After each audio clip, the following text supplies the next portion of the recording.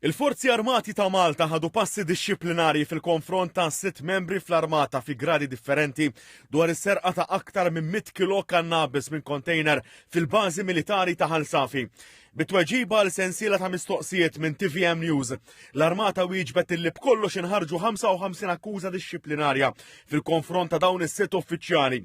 Zidet tikkonferma li l-proċess issa ġi konkluż skont l-att tal-Forzi Armati ta' Malta u kull wieħed mis-sitt membri nstab ħati tal-akkużi miġjuba kontrih. L-Armata konfermat ukoll li wieħed minn dawn is-sitt uffiċjali tkeċċa mill-Forzi Armati ta' Malta filwaqt li ieħor tnaqqaslu il-grad. Zidet tgħid li s-sitt membri tal-Armata tilfu total ta' 134 jum u għalhekk mhux se jitħallsu tagħhom. Minn barra dan huma ġew imwidba b'mod formali u nħarġulhom twissijiet uffiċjali.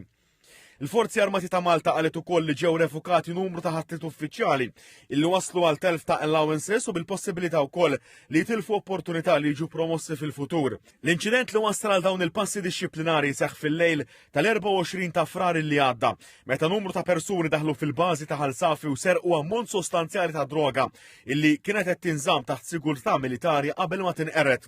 Rapport amministrattiv indipendenti mmexxi mill-imħallef irtirat Jeffrey Valencia kien ikkonkluda li kien hemm nuqqasijiet gravi fl-operatu sorveljanza minn membri tal-AFM, inkluż każ fejn soldat inqabad jara film fuq tablet u ieħor rieqed waqt id-dmirijiet tiegħu. Fit-tiem ir-rapport ġew irrakkomandati numru ta' bidliet fl-operat u l-monitoraġġ tas-sigurtà f'postijiet sensittivi bħal bażijiet militari.